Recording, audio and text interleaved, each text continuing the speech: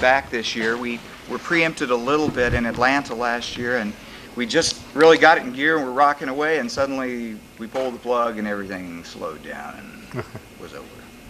So anyway, we have Byron Easterling with us, who is one of my cohorts in crime back in Indianapolis. There are three of us. Mark Evans, who was with me last year, is trying to hold the fort together back in the city. And we're going to make some noise here today. Video check. I am wearing... Can you hear me okay? Can you hear him okay? Put it on. Put it on. Put it on. Take it on. Be a good boy, Jeff. Act like a star. That's right. Amplified. It's just I'm so shy. I'm wearing a lot of hats today. I'm also Greg Barnes from the Space Quest Planetarium. Wow. Are you down up there? Hello? Okay. Can you turn that down just a little? Because I really get wailing away up here, you know. Get very animated and stuff. I'm also Greg Barnes from the Space Quest Planetarium in Indianapolis, who was going to come with us, however couldn't be here. Breaking a new person in fact, up there. But sometime last year, Greg began work on one of his brainchildren, which was incorporating Digistar into non-astronomical programming and education, getting very interdisciplinary. And he began working with high school students in the Indianapolis area and a professor from Indiana University named Steve Spickelmeyer to design mathematical-based 3D images, translating the files from a Mac 2 into Digistar. The result was a project called Mathematica, and we got a call one day, hey, we would like to put a piece of original music under this. We were given the privilege of scoring it.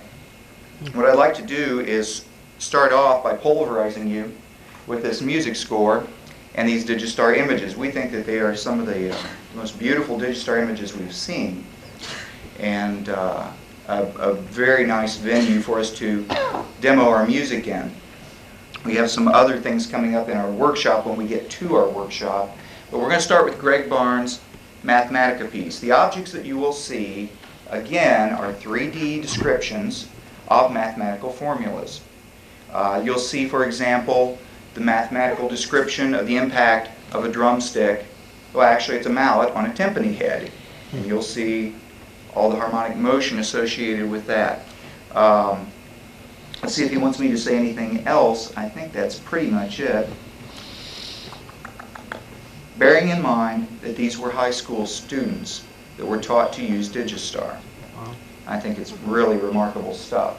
So, my thanks to Mr. Hashimoto over here also for bearing with us last night, getting these files up and running, as I am Digistar illiterate. Because you still haven't made Digistar Junior, so I can put it in my home. That's lights down, please. Got to load up the program for that. Anybody work here? Where'd John Stoke go? Great presentation. You just try it. Yeah, we got a ringer. This bass metal guy can do everything. Let's hear it for bass metal. This is dog, yes. All set, Jim? Oh, And rolling. Now we understand. Gee, it's strange. I don't see anything in the camera. I don't understand.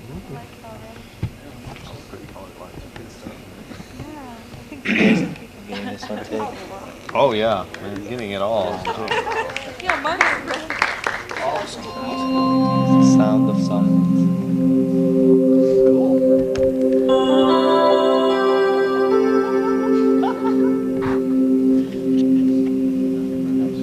It's like that bagel you ate.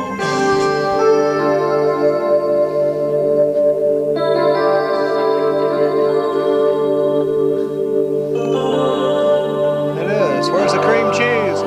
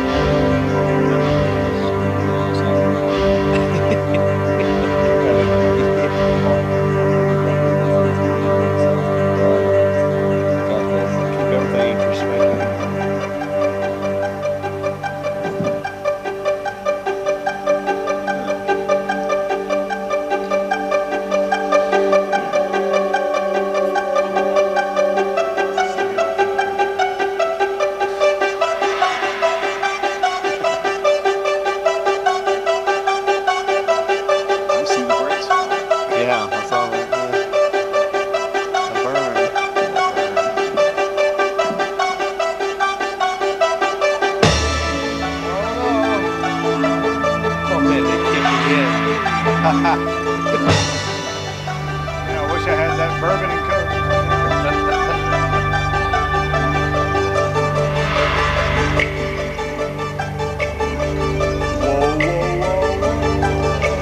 Actually, I don't know about yours, but I wouldn't complain. Yeah. Neat, I know. I agree. It was not bad. I mean, they didn't smell. Water it down, maybe means. It was like just enough coke to have a little coke color to it. Yeah.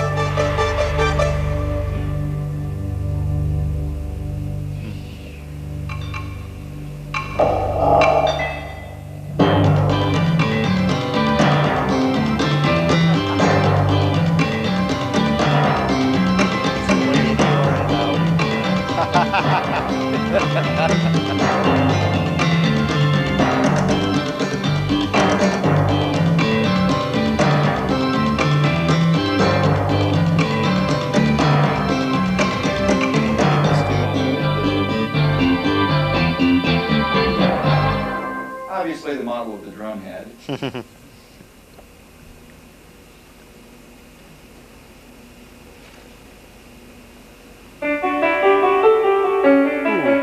It's wiggly. It's fluffy.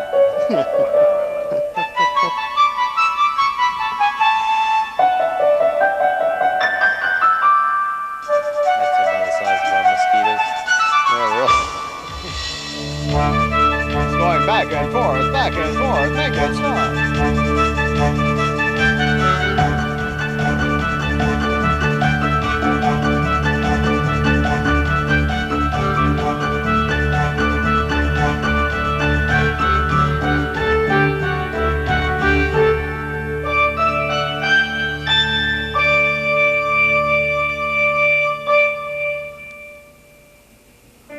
Cool.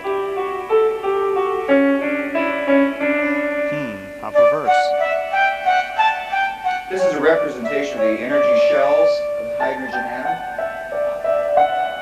I knew I recognized it. Sure it is. Programmed by a sophomore Wow. in high school.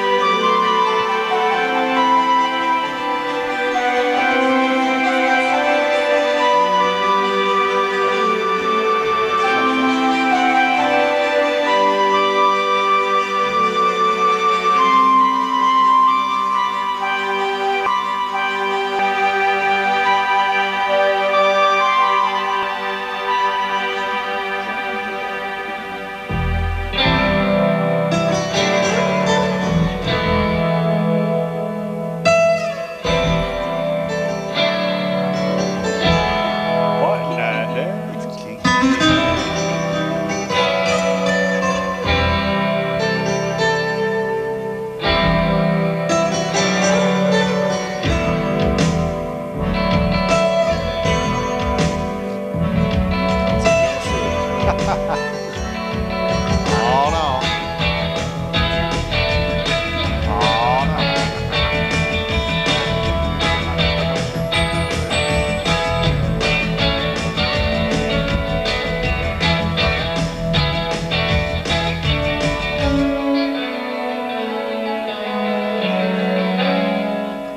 This piece was written specifically with the personality of this membership in mind.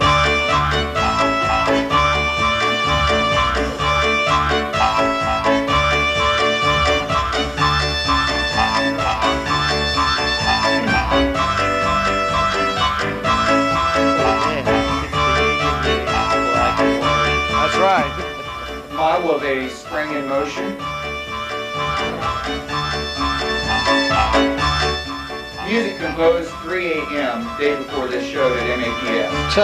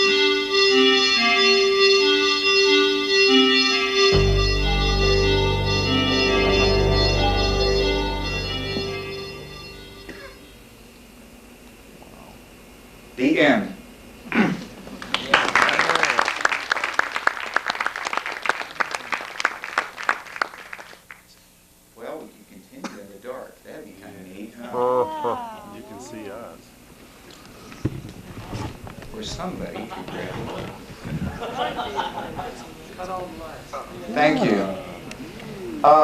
Just very briefly, are there any questions that I might remotely be able to field about this project that you just saw? Yes? All the sound source, what was the source for all this music? Lots of stuff. It's various stuff you have run off the DAT? Well, yeah. The soundtracks that you're hearing today in our workshop and this piece were being played back from SEPA Timecode-based DAT, which is kind of a unique little monster. Okay, there are consumer DATs out there with no timecode capabilities and no hope of ever having any. But this is one of the few units that is designed specifically for SEPA timecode capability. We're going to do a little talk about that in the workshop. About that. And we'll talk about this piece of music in the workshop also. But from Greg's standpoint, I can try to field just a couple of questions about the students' involvement and things like that, if there are any. If not, give him a call directly, and with his current schedule, he'll get back to you in 2 weeks. Well, these were just advanced high school students who volunteered? The students were selected by their high school physics teachers as outstanding, motivated people interested in math and computers. Okay? They went to IUPUI, which is Indiana University. Indiana University's computer lab once a week for most of a semester. They learned how to use the Macintosh computers, and then they transferred the files into Digistar. Did you ever see any of this, how it looked on the Mac? No, I'm sorry, I didn't. By the time I was into it to do the music, that's where it was. Any other questions about the Mathematica part of today? If not, we'll start making some noise here, okay? You have 2 handouts before you. Well, first let me give you just a brief history. I know most of these faces from last year, but there are a few new ones.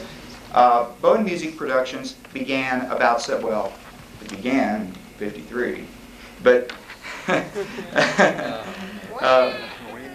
Bowen Music Productions took form as its own company 7 years ago. And we got into business being one of the first shops in the entire United States to use SEPA timecode for synchronization of audio devices. We were also one of probably the first 10 people in the United States to start using Macintoshes and fledgling level software to work on music composition. We did a lot of beta testing in the early days and helped develop a lot of the interface design for audio and Macintosh keyboards, that kind of stuff. So we were in there pulling our hair out with the designers, burning midnight oil from the ground up pretty much. That gives us somewhat of a unique perspective. We haven't just like bought these things in the past year and learned to use them.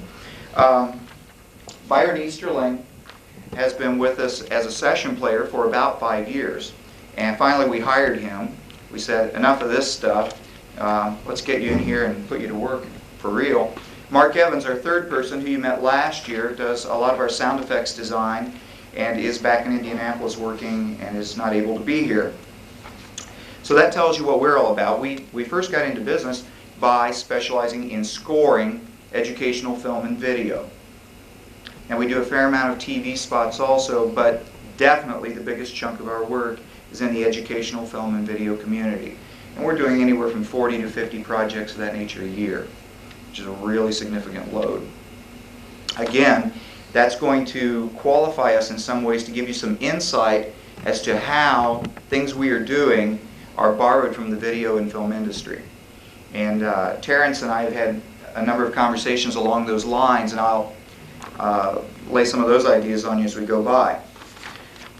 In the roughly 1 hour that we have, we can't talk about everything pertaining to this field. I would encourage you to visit us in the vendor hall or out in the hallway or whatever. We're here to educate and to help, okay? So we really want you to understand. So get with us somewhere outside of this room if you have a really specific subject. As I'm speaking now, feel free to interrupt. This is going to be real casual here today. There's virtually no itinerary as opposed to some of the times you've seen us speak when we've been racing just to get a presentation in. We'll field questions as we go. We also are fortunate that Jonn Serrie has said he would field a question or two as we go, and you may get to witness a wrestling match here in a little while, as we thought we might do some three-way recording. And yeah. The first handout that you have is the overview of our workshop, okay? It has a little nifty introduction that says, the conference theme of Frontiers is the perfect setting for a workshop addressing changes in the music and audio industry, okay? Well, if you were at MAPS, you got this same paper, only it said, the conference theme of Old to New is the perfect setting for a workshop. Audio in the Year of Exploration will be presented at IPS. Okay, but there is more information on this sheet than we will cover also in our 1-hour format. So really read thoroughly on that. The second handout that you have is a really nice overview of how SEPA Timecode drives video and audio systems. This was designed by Mark Evans, who's holding the fort together in Indianapolis, as I said, and we've had terrific success handing this out at video and film conferences. This is the first workshop in the planetarium field that we've ever handed this out at. This will be very, very handy to you in the coming years, so really hang on to this piece. This stuff is my verbiage. It can go in the trash immediately upon conclusion of this. So now that we have all the materials in front of us, the text, let's go ahead and take a look at where we're going to begin. A little over a year ago, Terrence Murtaugh and I were introduced by Jonn Serrie. And Terrence, of course, has an extensive video background and a background with BBC that was kind of interesting because of our film and video background in music. We began to talk about the interfacing of audio with video in the dome and what the possibilities might be for the future, the history, and just had a really good dialogue along those lines. As I see budgets being spent more and more in video in the dome, as it becomes a priority, it becomes very important for us to understand how we get everything to run in sync. It's one of the major problems that we get calls on often, is we'll send a soundtrack someplace and they'll go, we've decided to turn the system around, slave the audio tape to video, for example. But how do we do that? There are a lot of pitfalls that you have to be aware of in advance that can trap you. It's very simple to do, but you have to understand what you're doing. There are a lot of rules that you have to play by. And those kinds of setups can be very error-free. As I say, we do dozens and dozens of tracks every year that are all locked up to picture with no downtime whatsoever. SEPA Timecode is the heart and soul of marrying all these technologies together. It's our control medium, as you know. Okay? We're going to talk about how does that work. But first we must understand where SEPA Timecode came from. How many of you know the history of SEPA? Okay. Well, you're very close to it because back in the 60s, NASA was sending all these space launches up with data recorders on board, beaming all this data back, and they were recording this data. But there was a problem. There was no time reference to this data. They just had all this data. So if they wanted to go 4 minutes into the launch sequence and see what was happening to LOX pressure, okay, they couldn't do it, really. They couldn't compare LOX pressure to thrust, okay, and so forth. So their engineer sat down and invented a timecode reference, which is timecode that we know pretty much with some modifications. So there's your tax dollar at work. Okay, it all comes around again in the end. So this is where SEPA Timecode was originally invented. Now, SEPA stands for the Society of Motion Picture and Television Engineers. It's an acronym. In '72, I think we figured '72, didn't we? We bannered this around. SEPA, the Society of Motion Picture and Television Engineers, said we need to find a protocol that will guarantee timing reference. And lo and behold, NASA had invented this time code, and they adopted that as their standard. And it has become the standard for all video and film production, in particular video, in the States. Well, in 1984, some really bright guys at Sequential Circuits, you might know them as the people who invented the Prophet synthesizers, started getting hip to the fact that they could maybe make audio machines work somehow with this SMPTE, okay? And then maybe there might even be a way to get computers and keyboards to possibly work with this SMPTE, okay? And their vision was accurate. Now, everything we do in audio production is SMPTE timecode based. Post-scoring video and film. Everything is driven by the master clock on the videotape. Okay? In planetarium or AV work, everything is driven by the SMPTE timecode clock that is on the master audio tape, the multitrack, for example. When we mix, all of our programs are locked up, are synchronized, all of our tape machines are locked to the same timecode numbers to guarantee the timing, so that when we send the tape to Los Angeles to be played back into the video, called a layback, that the timing is guaranteed relative to what we did in Indianapolis. Now, I'd like to say we're the only guys doing this, okay? It'd be great. But the fact is, there are people in your own backyard that use these same technologies. You have to find those out. We're not going to tell you who they are. But they're out there, okay? The fact of the matter is that when we got into this 7 years ago, it was a real pioneering effort. Now, this is just simply the way it's done. I mean, this isn't like real rocket science. This is the way we do it nowadays, okay? Why? Okay, first of all, we used to lay audio tracks off, and Jonn, I'm sure, will remember this kind of stuff. We used to do this immaculate work, okay, in the audio domain, and we'd have these timing cues right, boy, just frame accurate, right on the money, and then we'd send quarter-inch mixed tape back to the film house or wherever, to the planetarium site. We'd go in to see a show, boy, we're geared, you know, we're ready, we want to see this. Wait a minute, those hits are not, I didn't design that way, that's late, that one's early, you know. So what happened was, people were taking quarter-inch mixed tape, for example, and going, play. Okay, everything was what we call on the fly. Now, many of your facilities are on the fly to this day, but it's time to change. We're going to show you how to do that. One problem with doing your work on the fly is that, again, there is no timing reference. As the AC line voltage even changes dramatically in some areas, your tape machine speed is going to go up and down. As the tape begins to run off the right side of the reel, the tension is going to change and the tape machine speed is going to vary. Now, if you were working with 1-minute programs, this would be a minor issue.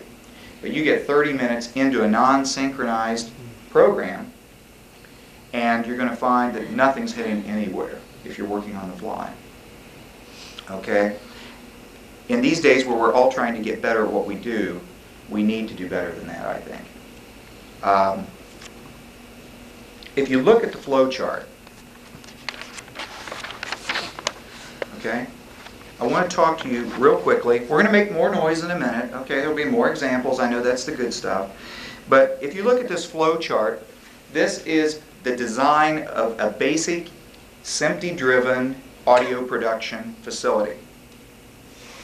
I'm going to walk you through it because I think this is really important. You know, last year I talked a lot about philosophy. I talked about why do you put an ethereal pad in? You know, why do you use a sound like that? We talked about that kind of stuff. This year we're going to talk about more hands-on kind of things. The direction's a little bit different, okay? To begin with, this particular setup assumes that you're going to run some kind of VTR, videotape recorder, as your master. I've selected a 3/4 machine as my example. It could be anything, okay? What happens is that somewhere on a track, an address track or an audio track on the videotape machine, there is going to be SMPTE time code. What happens, now keep in mind that this could be, instead of a videotape machine, this could be a generator that's just regenerating some code from a show tape. This could be a multi-track tape machine. This could be a 133 Tascam cassette deck. The timecode source does not matter, really. That's called the master machine. We have masters and we have slaves, okay? Those are the official. The words I'm using today are the words that you can go to Canada, Paris, wherever with. Use these words and everybody knows what you're talking about, okay? I'm using a 3/4 videotape machine as my master machine today, and that's customary in audio studios. Now what happens is that SEPA timecode, I hate these things. An audio guy hates mics, right? The SEPA timecode feeds a generator reader, okay, and a set of synchronizers with a synchronizer per tape machine. Now what the tape machine is, again, does not matter. It could be a multi-track, it could be a 1/4-inch machine, it could be another VTR, okay? It could be a timecode DAT. It doesn't matter what the other machine is. What the synchronizer does, okay, time out, got ahead of myself. Now you'll notice that over here we have slaves. These say ATRs over on the right-hand side. Well, there's SEPA timecode also on all those audio machines that are behaving as slaves. Now, we have timecode over here on the master machine, rolling along, spitting out numbers. We have SEPA timecode on these slave machines, however many there are. There could be 1 or there could be 10. And those are spitting out numbers. The SEPA timecode is on the tape. We call that SEPA timecode stripe. When you record that timecode on the tape, we call that striping tape. Okay? So we have SEPA timecode stripes on the audio tape machines, the ATRs that are slaves, and on whatever is the master machine. Okay, we're still not together. We haven't gotten anywhere. What happens is, see this little black box right here? Black boxes, huh? And that's, they're all black and they all cost $1,000 or more bucks, it seems like. Okay, these little synchronizers read the timecode from the master machine and from the slave machines, and they say, wait a minute, our numbers are off here. So let's make this slave machine speed up or slow down so that our numbers are reading the same. And that's a circuit called a resolver. The resolver makes the tape machines run at a speed that is compatible in their timecode numbers. Okay? Now, if we want to, we can put what's called an offset. We'll talk about that in more detail in a minute. We could put an offset into the slave machines and intentionally make the numbers not line up. There are reasons to do that, but we're not going to get into that right now. We're talking about being in sync at this point in time, okay? So, that explains how SEPA timecode allows us to lock machines together frame accurately. That's another buzzword that you want to know, frame accurate. Okay? In the planetarium field, you work at a timecode rate of 30 non-drop. That's generally the frame rate that most of you are using. Okay? That means you have 30 frames per second. In the video world, 30 is almost non-existent. Okay? The fact is, in the video world, almost everybody is running a frame rate of 29.97 non-drop. And some people are running drop frame. All right? If you want to talk more about frame rates, we'll do it out of here, okay? That's really wild, wild stuff. And in fact, don't talk to me about it. Talk to Joe. But the point being that we can now, as producers, we can now dictate the location of audio and music cues by frame count. Phil Gross can say, Jeff, I want a door slam to happen at timecode number 1 hour, 10 minutes, 5 seconds, 15 frames. I can put the door slam in there. Phil can call me up and say, you know, I'd like to move 5 frames earlier. No problem, you know. Everything can be timecode based. A guy like John here can say to John Serrie, John, I would like to start a dissolve sequence at timecode number here, and I'd like to end at timecode number here. And I want to peak right around this timecode number and then back to black again by timecode number here. And John can do that. Okay? That's how we work now. It's not, you know, it's not black magic or voodoo or anything. It's just how we do it. So we've done a couple of things with SEPA timecode. Some of these are listed on your handout there in front of you. First one is, we have developed a language that allows us to communicate. You can tell your audio engineer or composer exactly what frame you want everything to occur on. And they're all the planetarium industry.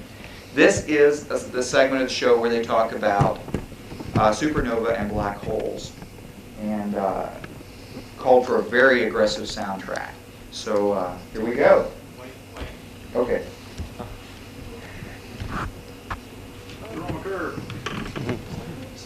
I bet I started it and stopped. Well, I'm trying to keep this informal. Okay.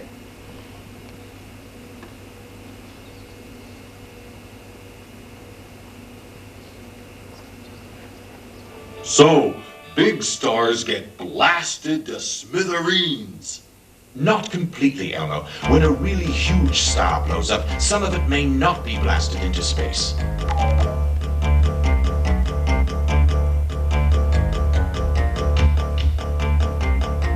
Most big stars have a core at the center that is very heavy. The shock of that explosion may crush that core.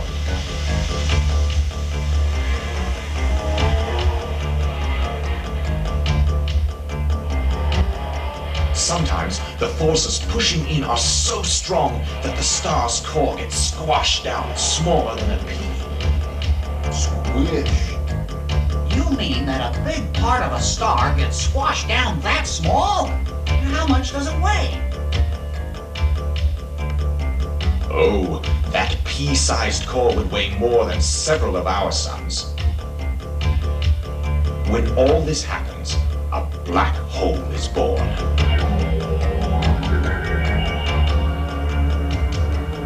If we were traveling in space and traveled near one of these objects, strange things would happen. Near this object, the pull of gravity is enormous. Space and time warp and curve around this dead star.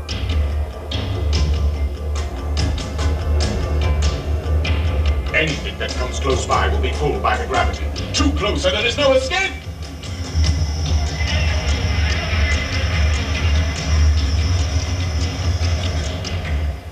Even light is trapped by this object, so we call this invisible star a black hole.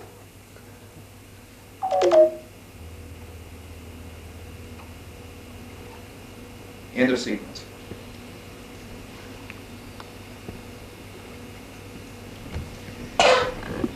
What's interesting about this is that it introduces my next point, which is that electronics are wonderful. Okay, I'm a real gearhead. I like the latest, newest, and the best of anything that's electronic in the audio industry. But there's absolutely no substitute for some things that can be done with natural instruments. Okay? MIDI allows us to design a framework. It's the way I like to look at it. I like to look at it as it's a canvas for us to lay other elements onto, sound effects, for example. The sound of an oboe. Now, synthesizers and samplers are just wonderful for getting a good overview of what the piece will be like for client approval. So the producer can hear what the piece is like before you record a whole bunch of studio stuff, okay? But there's just no substitute for live guitar, live saxophone. Oboes, some of them are very good, like in our Kurzweil 250, they're really good.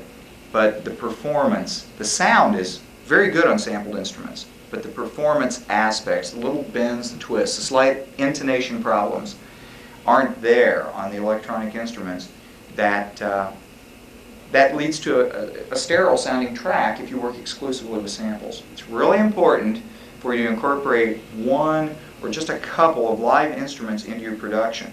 An example is the black hole sequence.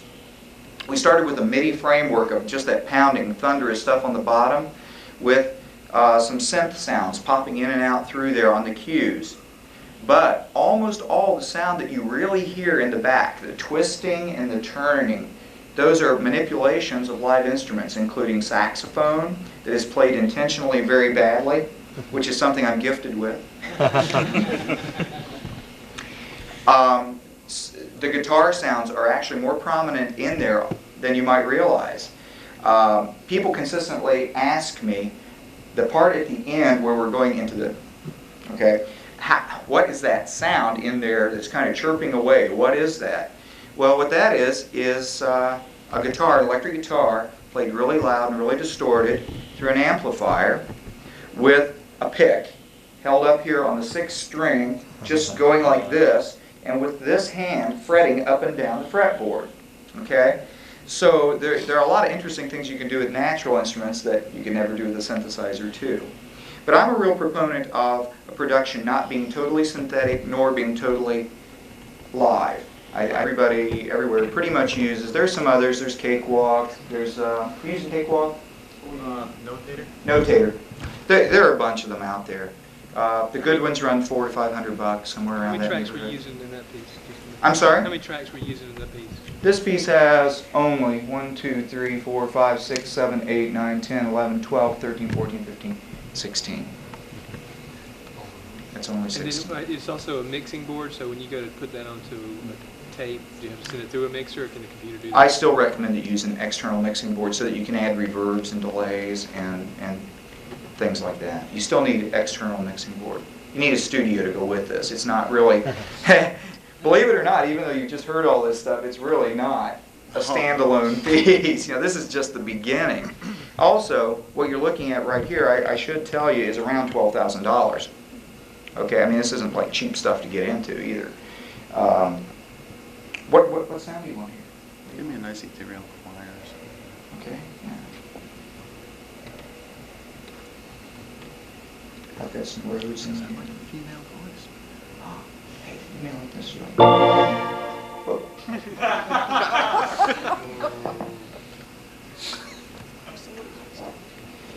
Something Lawrence loved. Boy, here's this one. The whole piece is in D minor.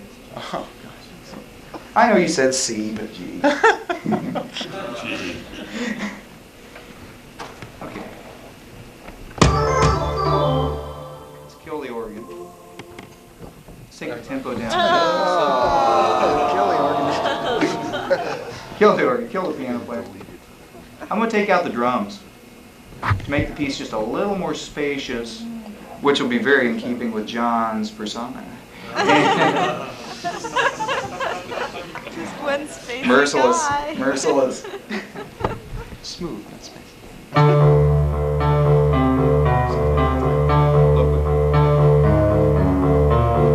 Say when.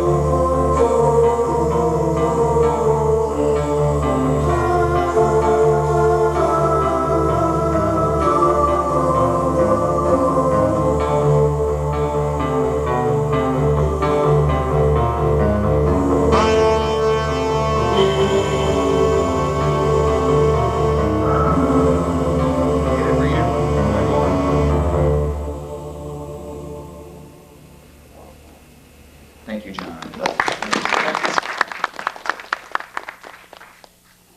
That's the culmination of 2 years of labor to get him to put his hands on a keyboard in one of my sessions. This could be the start of something big. Boy, did I work hard at that.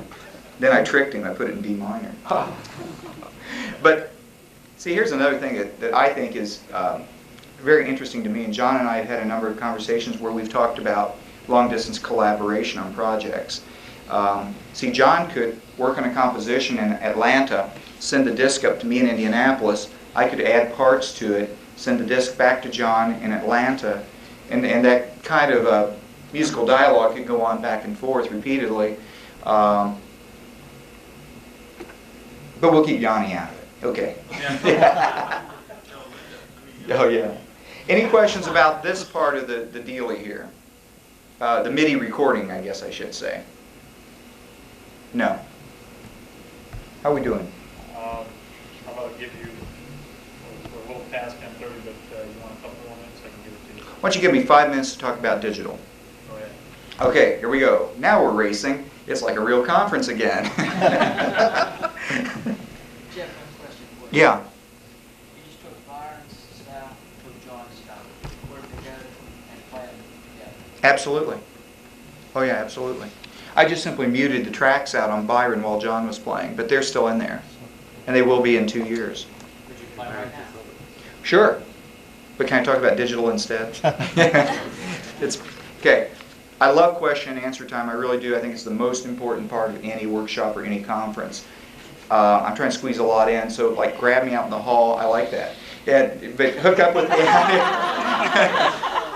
Depends on who it is, though, Jeff. Hook up with me out in the yes. Gotta get my table away from Joe Hopkins. I gotta get my table away from Joe Hopkins. But get with me out in the hallway up at the vendor hall. By the way, we've got some really nifty Keen show kits to show you guys. Thank you for the plug. Digital recording is an offspring of sampling, okay, that we got into just a minute ago. What happens is that analog signals, voices, noises, pipe hands, okay, traffic noises, are recorded through what's called an analog to digital converter. It turns an analog sound wave, basically an electrical representation of it, into bits and bytes.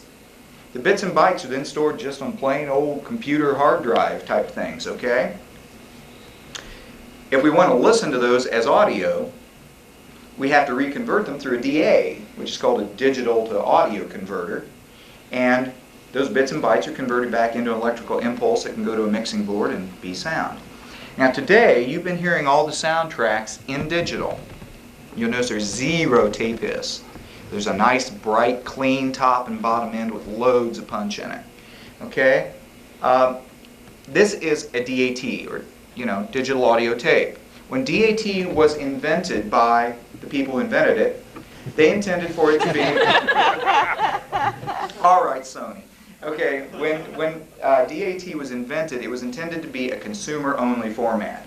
They thought people will put them in their homes, won't that be nifty? And record labels will come out with digital tapes. Here's a DAT tape, by the way, in case none of you have ever seen one. This is how small they are. This is a 2-hour tape. Okay? Yeah, see where this is going to be great in the planetarium someday? You can put like multiple shows on this, and you can cue them. 2-hour long show. Yeah.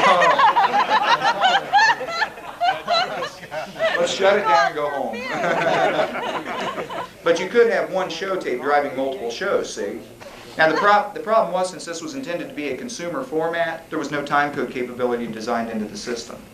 So only in recent times have DATs begun to appear with timecode capability, which makes them finally applicable to your situation in the dome. Okay? There are only 2 manufacturers of timecode-based DATs right now. They are Fostex, who's been making one for actually 2 years, and Sony has just come out with a new line of them.